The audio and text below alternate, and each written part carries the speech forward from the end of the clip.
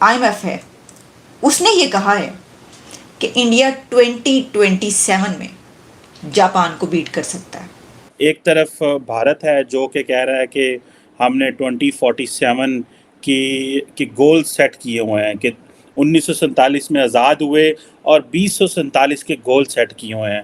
India का issue ये है कि क्या वो सुपर पावर है या नहीं है, और पाकिस्तान का इशू ये है कि क्या पाकिस्तान दिवालिया हो रहा है या नहीं हो रहा। 7% से ज़्यादा ग्रोथ जो है वो इंडियन इकोनॉमी की है।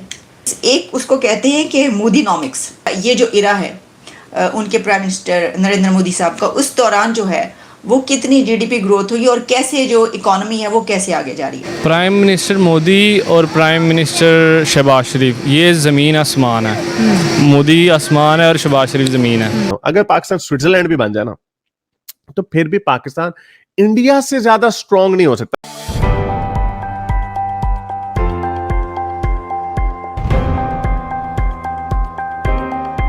नमस्कार दोस्तों, स्वागत है आप सबका हमारा YouTube चैनल पे।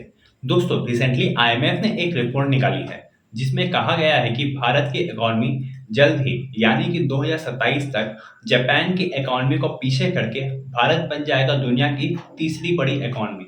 और दोस्तों, इसके साथ साथ अब दुनिया भर के जितने भी बड़े बड़े फाइनेंशियल इंस्टीट्यूशंस हैं या फिर जितने भी बड़े बड़े बैंक्स हैं, वे सब भारत की इकोनॉमी और भारत के फाइनेंशियल कंडीशंस को ग्रीन इंडिकेटर दे रहे हैं। यानी कि रिसेंटली मॉर्गन स्टैनली, जो दुनिया का एक बहुत बड़ा फाइनेंशियल बैंक है, उसने भी दुनिया के दो बड़े फाइनेंशियली स्ट्रॉन्ग कंट्रीज यानी कि अमेरिका और चाइना, इन दोनों को भी डाउनग्रेड किया है, वहीं भारत को अपग्रेड किया है और दुनिया भर के इन्वेस्टर्स को कहा है कि भारत में इन्वेस्ट करना सेफ है और भारत की इकोनॉमी तेजी से आगे जाएगी, जिससे इन्वेस्टर्स को भी काफी ज्यादा प्रॉफिट होगा। तो चलिए दोस्तों, इसी पर आगे पाकिस्तानी मीडिया का रिएक्शन देखते हैं। जो आईएमएफ है उसने ये कहा है कि इंडिया 2027 में जापान को बीट कर सकता है।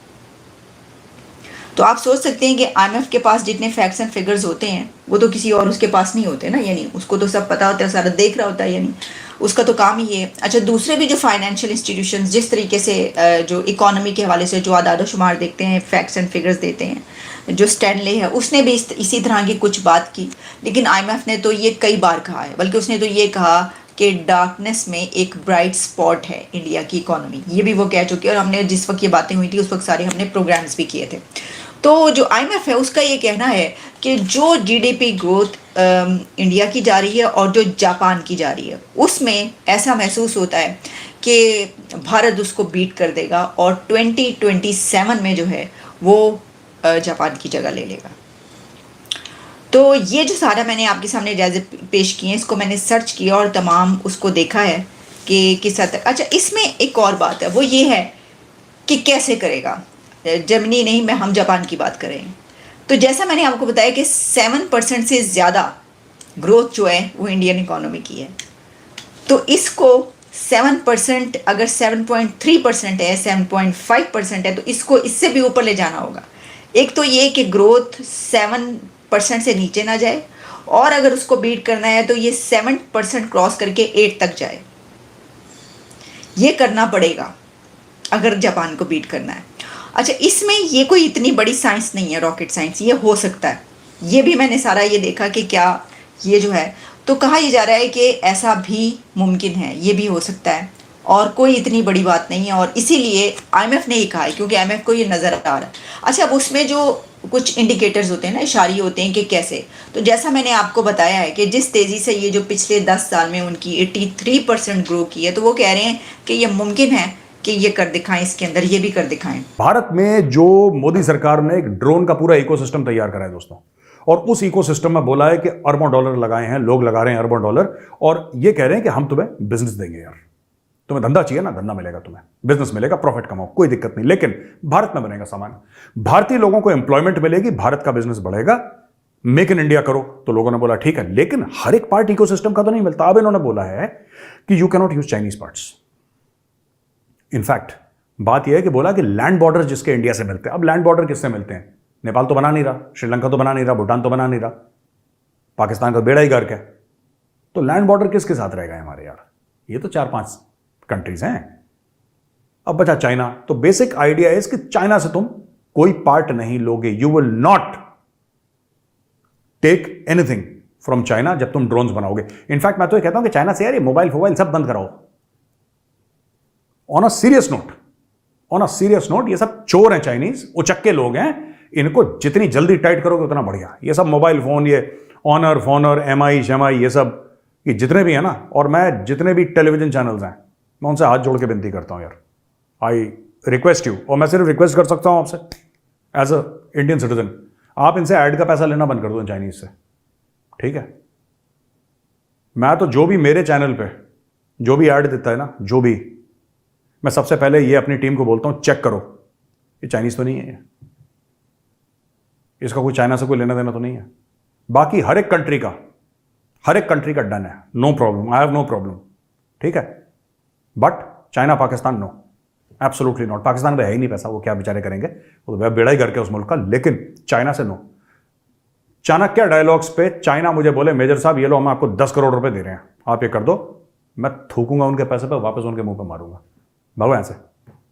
वो नफरत है इन चाइनीज से, निकालो इनको, एक एक करके निकालो यहां से। अच्छा जी, तपास ड्रोन है इंडिया का, ये ट्राई सर्विसेज के लिए, इसकी कर्नाटका के चित्रदुर्गा में, इसका जो एरोनॉटिकल टेस्ट रेंज है कर्नाटक के चित्रदुर्गा में, वहां पे इसकी वो हो रही है, ट्रायल्स चल रही हैं, और ये लिया जाएगा तपास ड्रोन। और तपास ड्रोन के बारे में कुछ ये बातें हैं कि मीडियम एंड्योरेंस का ड्रोन है। अब ये कह रहे हैं कि 30,000 फुट पे 24 घंटे चल सकता है कि नहीं, कुछ ऐसे रिक्वायरमेंट्स हैं, उसको फुलफिल कर रहे हैं। इंजन में थोड़ा सा इनको ना प्रॉब्लम आ रही है कि इंजन में ऐसा इंजन वैसा इंजन होना चाहिए, लेकिन fact of the matter is कि they have cracked the code. और अब आप देखेंगे कि मेड इन इंडिया ड्रोन्स आएंगे। बस मेरी सिर्फ एक चीज है यार, मैं नाम नहीं लूंगा, मैं एक इजरायली से मिला, ठीक है, I met around 1.5-2 years back, मुझे उसकी बात याद है ना उस इजरायली की, और मैं उससे बॉम्बे में मिला था। So he was talking about Israeli drones. So मैंने पूछा उससे, यार मैंने बोला भाई ये आपके जो ड्रोन्स हैं ये वेपनाइज्ड हैं कि नहीं है, क्या इसमें हथियार मिसाइल लगा सकते हैं कि नहीं। तो उसने बड़ी खूबसूरत बात बोली, he said this is Israel, everything is weaponized, हर चीज में हथियार लगा सकते हैं, तो इजराइल है, क्या दिक्कत है। तो ये जो तपास ड्रोन है ना, सिर्फ सर्विलेंस नहीं, you must have dual purpose drones, ठीक है। चाइना के बॉर्डर पे उड़ रहा है, चाइना की फोटोग्राफ ले रहा है, अचानक देखा कि वहां से चाइनीज आ रहे हैं, दो चिंगचोंग और पिंग पोंग, चुपके से भारत की ओर, वहीं से मिसाइल मारी चिंगचोंग और पिंग पोंग को, छितड़ियां उड़ा के वापस बीजिंग।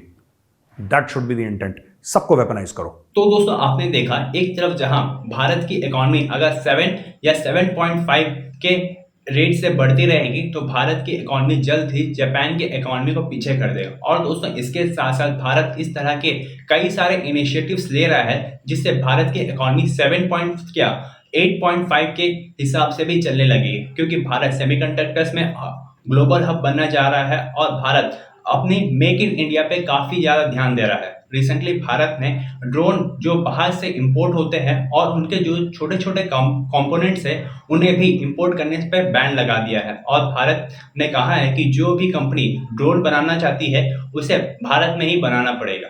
तो दोस्तों इस वीडियो में इतना ही, मुलाकात होगी आपसे अगली वीडियो में। जय हिंद, जय भारत।